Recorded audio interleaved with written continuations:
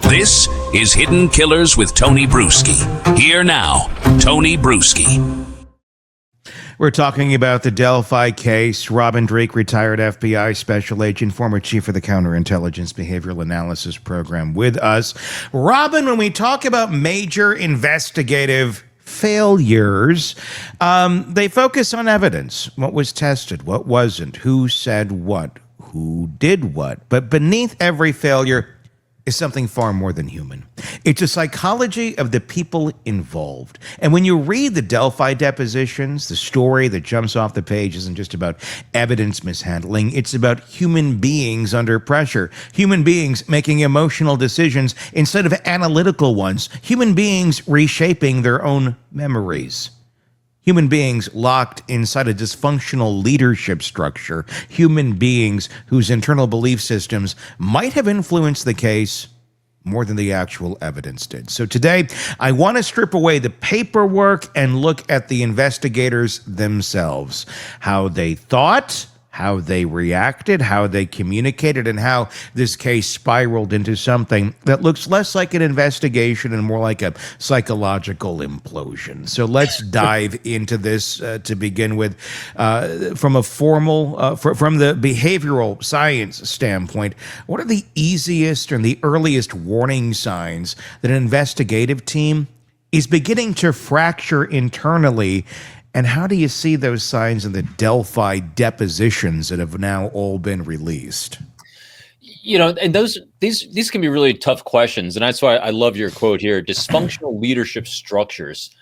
Yes, because basically what we're always looking for in any situation is we're looking for congruence of information, body language, behaviors, everything. We're looking for calm, basically, because anytime you're going to investigate something that creates a storm, you need a calm center so you can logically, methodically, go down the path of discovering the truth.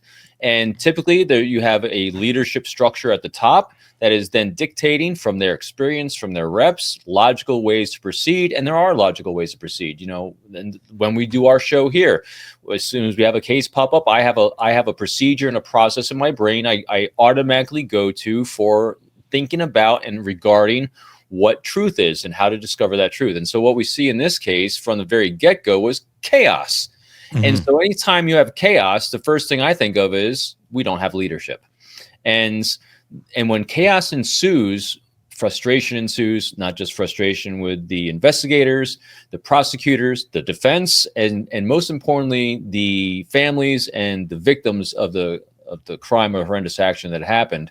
And then you look at where you do have congruence of behavior or incongruence. And in this case, I have been from the very get-go and still hold firm to Richard Allen was nothing but congruence of behavior.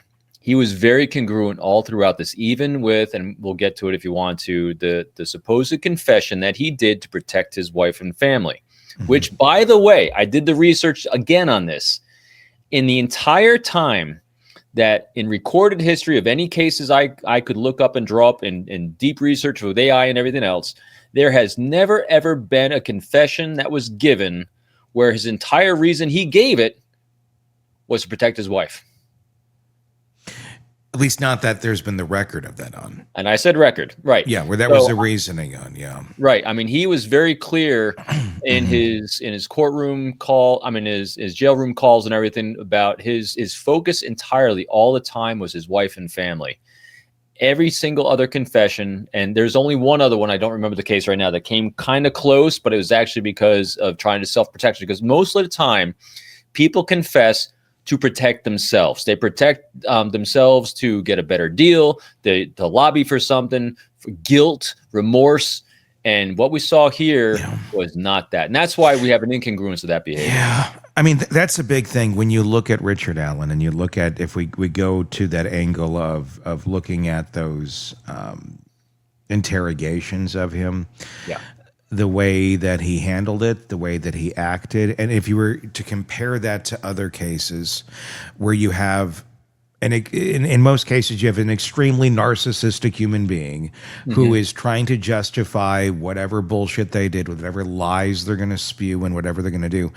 That was not Richard Allen. That Right. was not that interview. That was not that same sort of guy. This was literally a guy who's like, I'm going to throw myself in front of a train for my family if I think you're the train that's coming at me. And he literally did. If we're talking about how this all played out, it is so diametrically different than other cases when you Right. look at the character of the man who he is and the history of the man who he is. It's shocking how different it is. I don't really understand how some people can see it any other way. Well, here's how. And this goes to the point of what the opening question is, and this is the investigative team. And so he is now granted, all things I always try to do is maintain objectivity at all times. I'm just saying from behavior standpoint, him being guilty is complete outlier from everything we're seeing behaviorally from him. Now, he could be an outlier. Outliers happen in society. They happen in nature.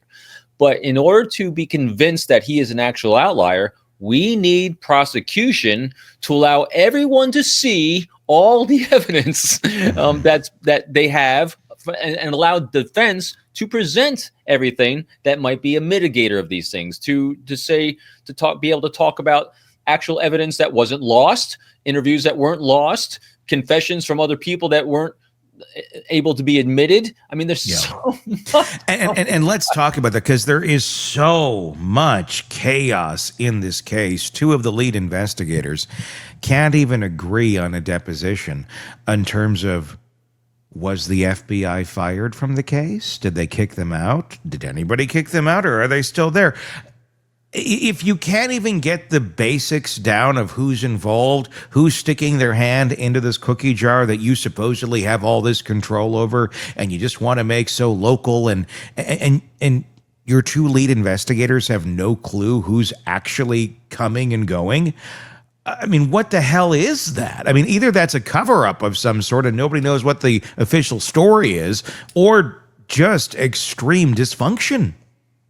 Yeah, I mean, it's so hard to have conjecture about what they actually do, and I hate throwing law enforcement because they have a tough job under the bus. But at the same time, though, what we're seeing what the appearance is of massive confirmation bias after pressure was put on after a number of years of not having any movement. For whatever reason, they put it on the back burner, or I really think it's lazy incompetence. And why do I say that?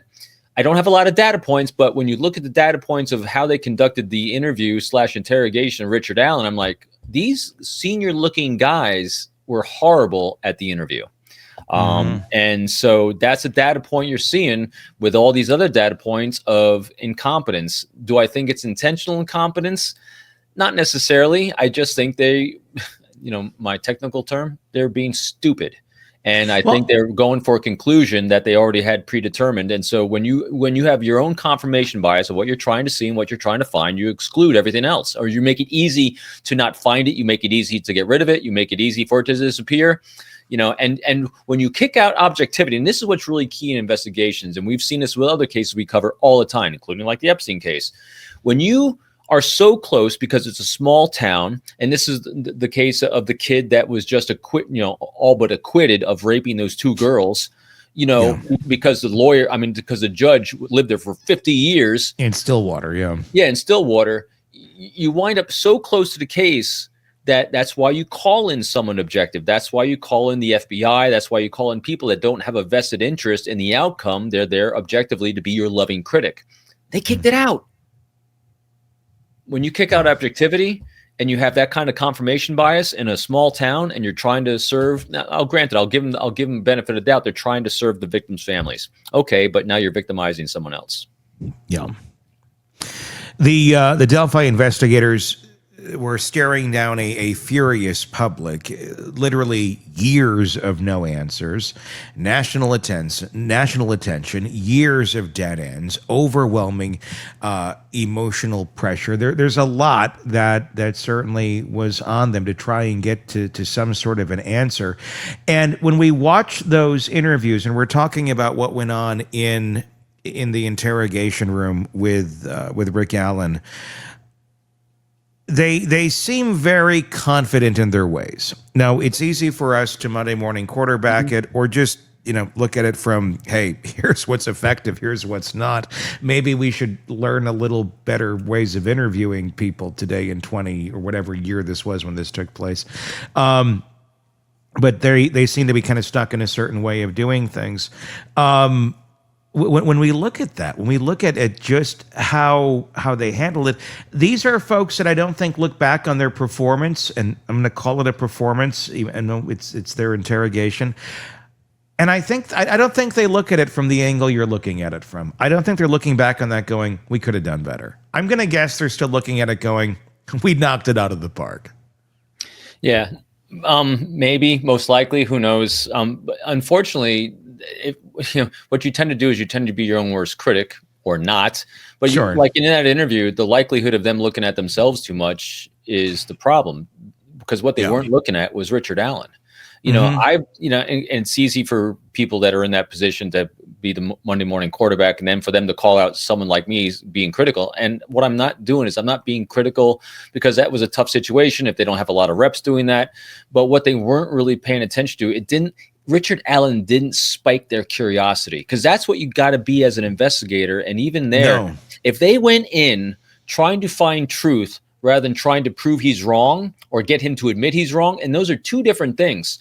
When you're doing an interview, especially at the stage of the investigation they were with him, is when he says something or comes back with something, or more importantly, his entire demeanor is giving you pause and saying, I was expecting, if he's guilty, for him to behave this way. I was expecting denials. I wasn't expecting him to be so casual, so easygoing. So here's my cell phone, because he wasn't given the behaviors of trying to hide anything, of being obscuring anything. He was being as open and transparent as humanly possible. And they did a great job establishing an initial rapport, but they already had in their mind he thought he did it. And so they went right to the accusatory, which is they lost. And again, we cover this all the time. When a human being, especially an investigator, loses their objective curiosity, you're sunk. Because then you just trying to find the facts that support the conclusion you're going for. And I think that's what we started seeing very early on. And they're human. I mean, it's in no way to dismiss it, but I mean, how does, from an operational standpoint, how does long-term frustration warp an investigator's sense of what is true, even if unintentionally, when you're looking to fit something in this peg hole here, and it's a circle, and all you seem to have is a square? Yeah. So what happens is the tribe mentality takes over, and what say you're in. So we'll do a thought experiment, which I'd love to do. So here you are. You're in a smallish town. Everyone knows each other really well. And people are getting frustrated. People are getting frustrated. There's a lot of local chatter going around, and people start needling you, poking at you, telling you how incompetent you are. And then most likely what happens is that someone comes up with a narrative. So Richard Allen, it wasn't originally even named, but Richard Allen lived kind of close. The possibility of someone locally, maybe someone who wanted to defend the fact that the next door neighbor was a convicted pedophile or accused of it or something like that, want to protect them. So someone puts in someone's mind, it's probably Richard Allen. And then that narrative in a small cloistered area takes a hold, takes effect, and they keep poking, till finally that's all that investigation team starts hearing. So they lose the objectivity of truth and trying to find the data to support that, or maintain it open. And now they're trying to please a public that is calling for this specific thing. I mean, we see this on social media all the time. I mean, we consume information to validate our own self-opinion. And if their self-opinion became survival because they wanted to be liked, they feared being ostracized by the community because it's a small community. Who knows all these reasons? But when you are in a small community where a community loses its objectivity because they're seeking an outcome, which is just justice for the girls, and there's zero investigative progress because they were incompetent, then this is what happens. They locked onto someone, or someone in that community locked onto something, and the entire community got confirmation bias. And then why do I think that? Because the jury found him guilty. That's why I think that. I think one of the biggest questions in this case, especially today, now that we're looking back and we have all of the the depositions. We have all of the evidence, including, and we can see all the things that were not admitted into trial, especially all of the Odinism work. We're learning the FBI came up with the Odinism theory. The Behavioral Analysis Unit came up with the Odinism theory, which is quite powerful. And then we also have two suspects early on. I believe they were suspects, and if they weren't, I apologize. But you have two individuals. You have one who had literal Facebook posts of girls, I don't know if they were his daughter's friend, somebody, that were laying on the ground in the wilderness with sticks. It almost looked like they were reconstructing the crime scene with Odinistic ruins on them. There was talk about this person being an Odinist. There was evidence showing that this was part of their belief system. It's up there. It's online. This is not made up stuff. This is a very peculiar. If you just had a murder and then somebody's posting on Facebook, almost like weird tributes to this. You also have another person who asked one of the investigators here. I believe it was Holder. I could be incorrect. But the question was, if I spit on one of the girls, on one of the bodies, could that come back to me? Essentially, could that get me in trouble? All of these things, the investigators that we're learning about from their depositions, they all said, stuff is inconclusive. There's nothing here. I don't know, like, how what you need. I mean, other than fireworks being shot at your head, saying, "Hey, there's something right here that you should be looking at." Yeah, any one of those things should have derailed what they actually wound up doing. And so let's start off with first the BAU coming in and calling this Odinism as a theory. Yeah. They don't say things unless there's science and research to support it. So what the BAUs do, behavioral analysis units, and I was part of the behavioral analysis program. So I am always, as you all know on the show, I'm extremely careful because I don't call myself a profiler and behavioral expert because I ran our behavioral analysis program, which is a little bit different than the BAUs.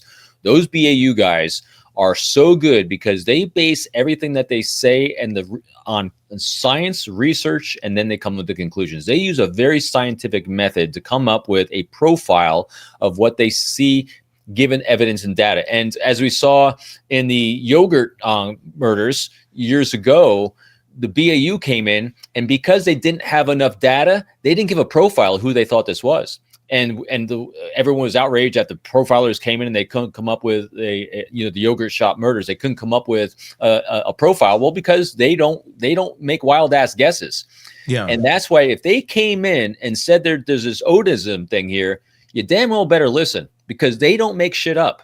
And so they're based it on research, and that research is based on prior cases they've seen. They just don't come up with a theory. If they've seen it a lot, it becomes part of a profile, part of the research. And so if they come in and say this thing, you better look at it. Then the other thing that is glaring to me, especially after having covered the Epstein case so much now, and that is if you have any male of an older age that has any images of any girls that are teenage and they're not his, you got an issue that you should be exploring, because that is not right. There's something creepy, and when you got creepy, that's smoke, and you got smoke, you got Odism, we got something to focus on instead of, now granted, does that mean it's guilt? Does that mean anything else? No, but we got some smoke that needs a lot of looking at to see if it's a fire. And that's what they totally dismissed. From a behavioral lens, what internal story, and this is just pure speculation on these investigators, because I'm trying to understand what the hell they were thinking. What internal story are they telling themselves to rationalize ignoring these red flag behaviors from other potential suspects? That even the FBI is coming to you going, hey guys, this sounds kind of crazy, but we're the FBI. Look at this shit. And they're like, nah, we got it. We're good over here. We got tons of experience in homicide. Oh, wait, we don't. We have none. We have none. Oh, you have good. Yeah. We got it. We're good. I mean, what's going on? What the hell is going on? So let's place ourselves in those kind of situations. And that is, from my perspective and my optic, so here you are as an investigator, and these guys are trained. These guys have reps. They are objective when you start out. And then you have outside people like the FBI and others coming in and saying, hey, here's what we're seeing, this, and this. That is enough influence in your brain from your experience and from law enforcement that should be directing you down a path. And if all of a sudden that path stops and you redirect over here, I don't think these were internal choices. I really, really think that external pressure that was put on them by either community or superiors or both led them down a different path that they originally weren't going to go down, which we actually saw they weren't going down. They were actually exploring these things, and all of a sudden it went sideways. It's hard to imagine, because I can't, now granted, I'm doing my best to be that deep active empathy where I'm placing myself in their shoes.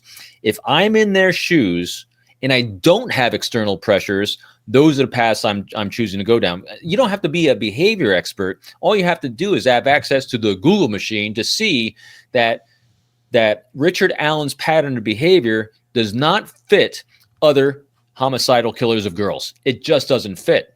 And so when you have that non-fit, which is a very, very clear non-fit, and you have outside people telling you to look over here, a reasonable investigator is going to follow that path first to its full conclusion. Now, granted, it might come out like they might have found, like I said, Richard Allen could be that outlier. But the way to figure out if he's an actual outlier is you have to flush out the logical place to go first. Because here's where logic is when it comes to these types of murders. There's a connection to the girls, connection to the victims, basically. And you actually have patterns of behavior that might fit. You have people that have been accused in the past. You have people that have some sort of, and there was a connection between one of the individuals that actually eventually, according to what we're seeing and hearing, confessed to killing the girls in jail. That's the pattern you go down. So the fact that they didn't says that I don't think it was internal to them, because any individual, just looking at it as we laid it out here, just very basically, this is not complicated. You wouldn't do what they wound up doing. So the only explanation is they had outside influences that pressured them not to do that.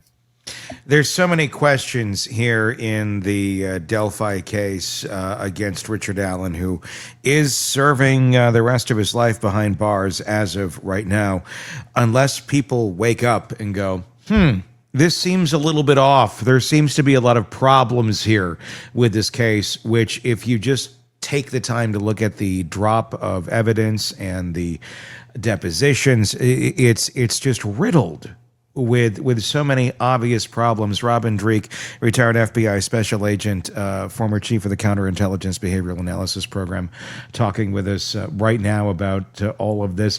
Let's talk about those Nordic beliefs a little bit more.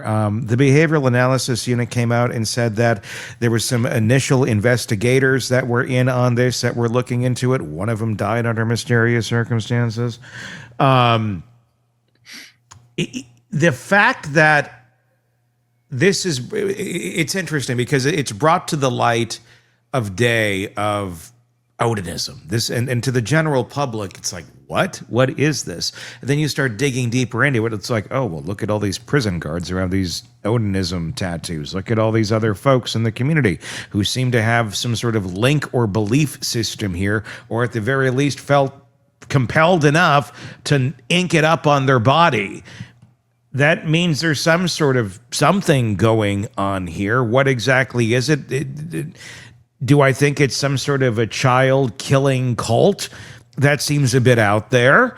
But at the same point, hiding it, not exploring it at all, treating it like it's completely crazy when it turns out there's a lot of evidence that points to it actually being something, it really makes you wonder what the hell the decision-making process was behind the scenes and why this idea as a whole was completely tampered down by the local investigators, telling the feds to stop investigating this, get out of our territory, we got this, and we're not going to look down this road at all. It kind of looks like you might be covering something up.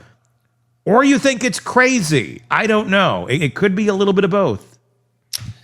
Well, I remember at the very beginning of us covering this case, my first question, one of the first questions I had when it came to this Odinism thing was, first of all, you and I even said, we're not conspiracy theory guys, but Odinism, this is weird because let's now look at the behavior of the defense attorneys, because that's what really struck me on this one. The entire time you have two defense attorneys that were very staunch, hardcore, all in Richard Allen's court, and they were all in on Odinism.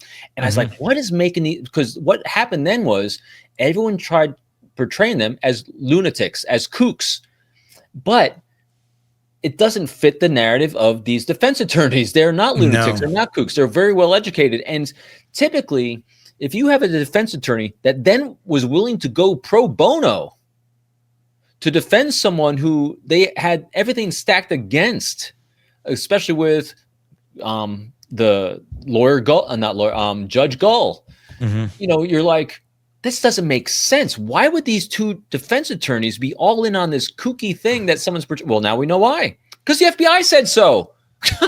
And everyone else around there, they were seeing so much that no one else was seeing. And why? Because they were tampering it down. Now here's a possibility.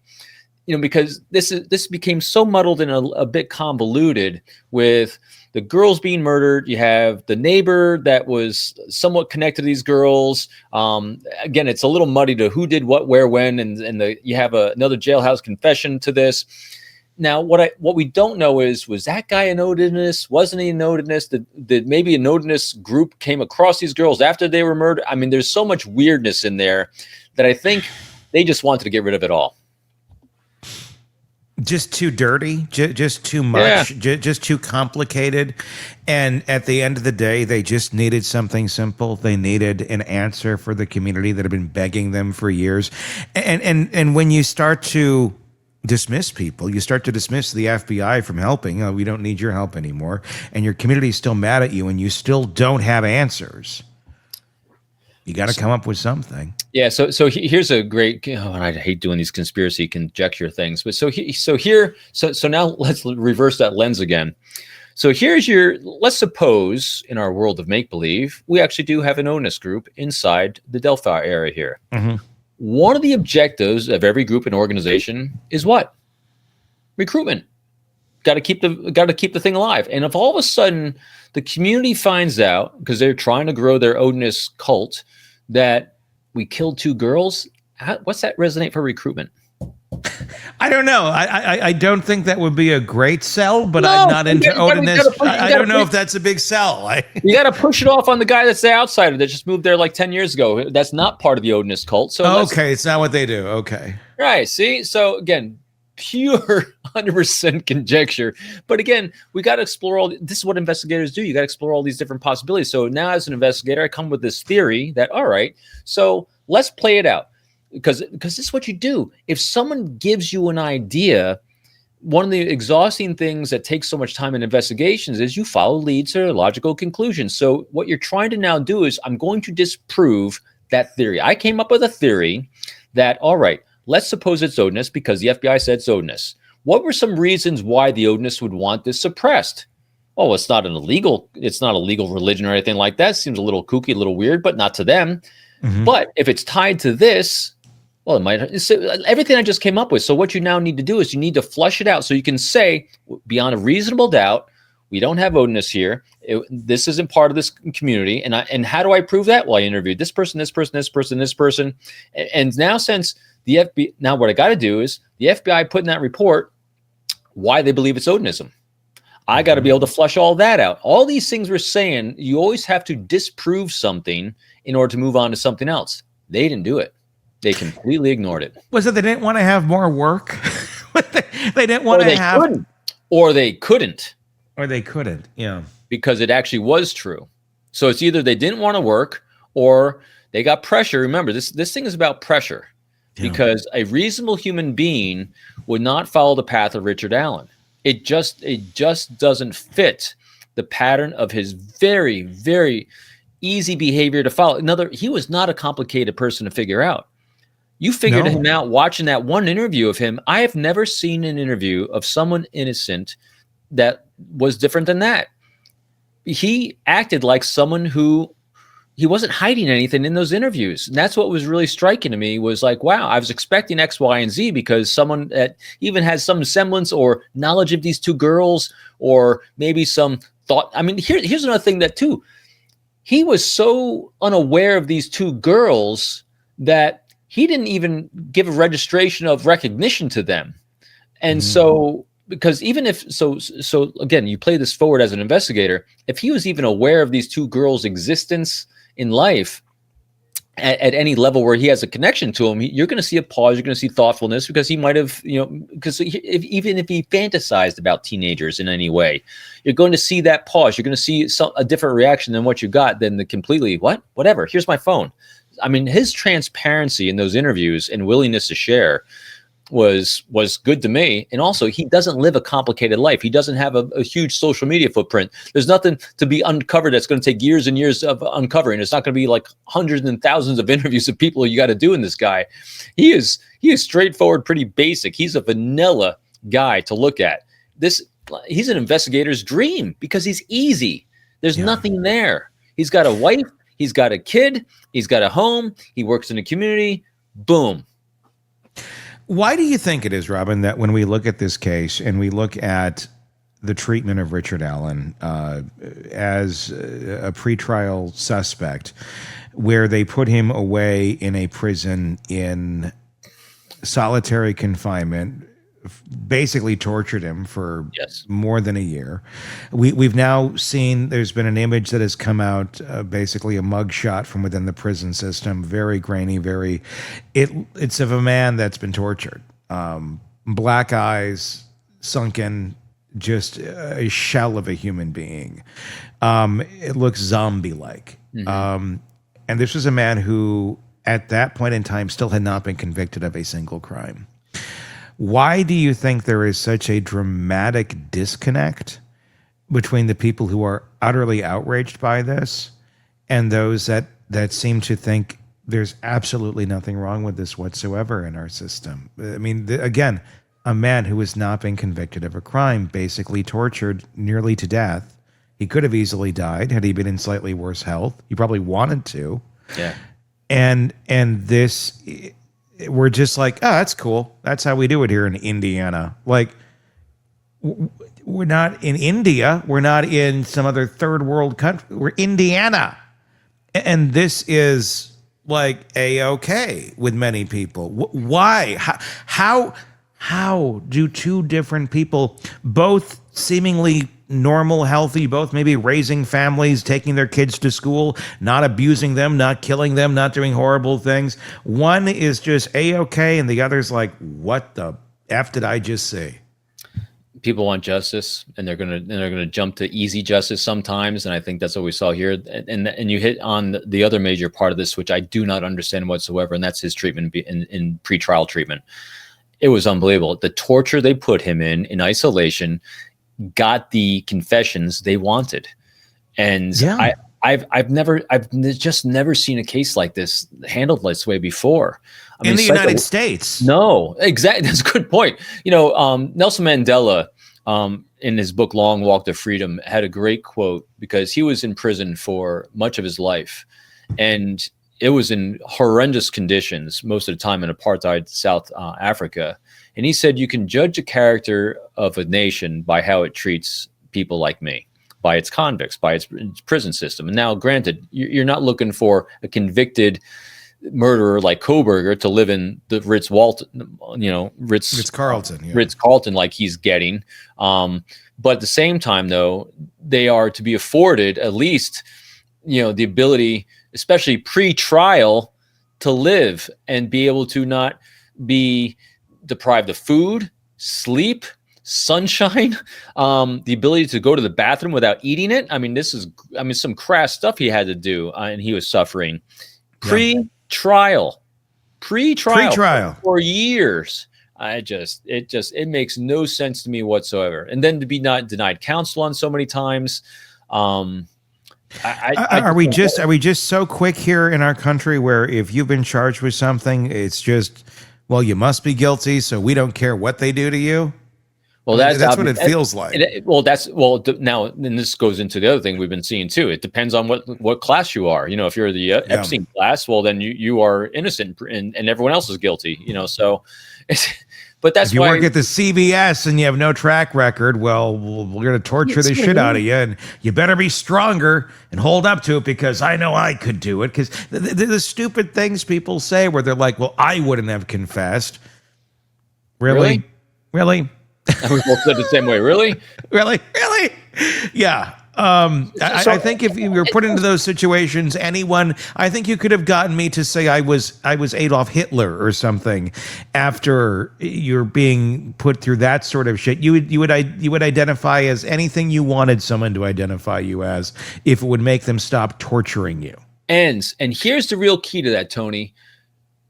In any situation, that's exactly what we would do, or most people would do, a vast majority of people do, to make their own suffering end, because it's that grueling, that's horrible, but he never once said he confessed for himself. He did it because his wife is concerned was what was doing to her.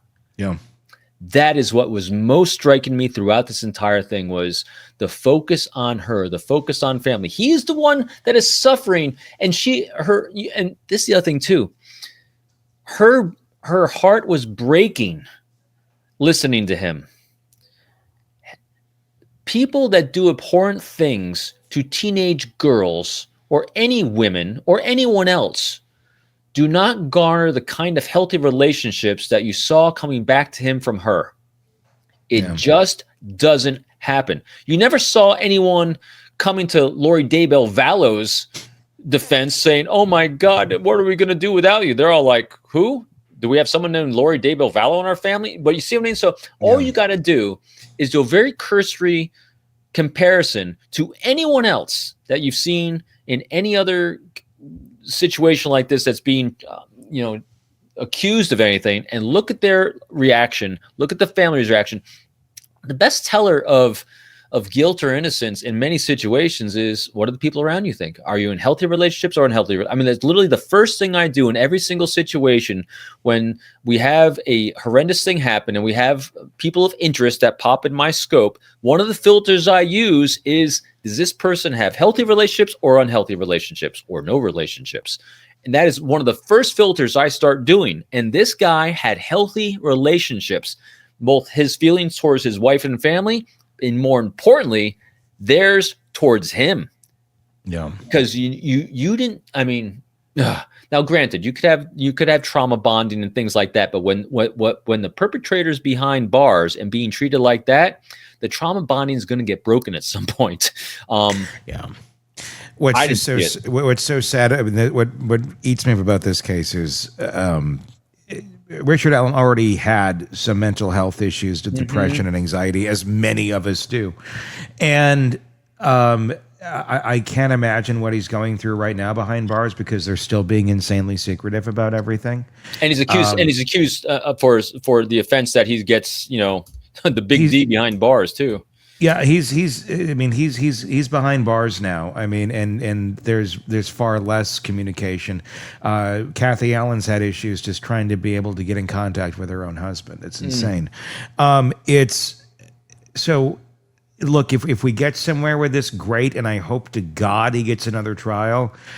My concern is him surviving long enough to even get there, and I don't know that we're going to get there, but I do know, and I hope we do.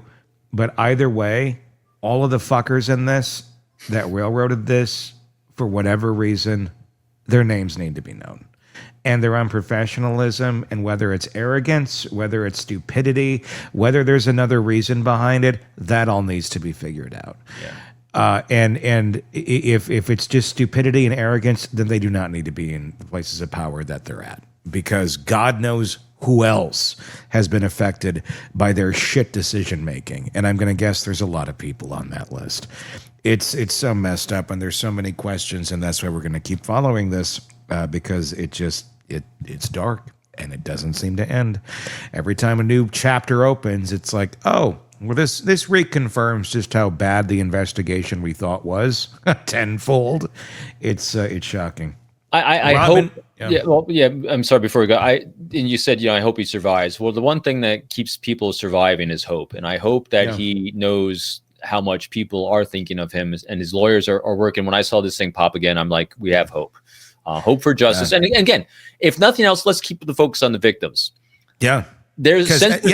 Since there's an edge of doubt here, wouldn't the victims like definitively to know by fleshing everything out that this was indeed either him or not him, and that the actual perpetrator actually died in prison, like some of the theories are, that it's concluded.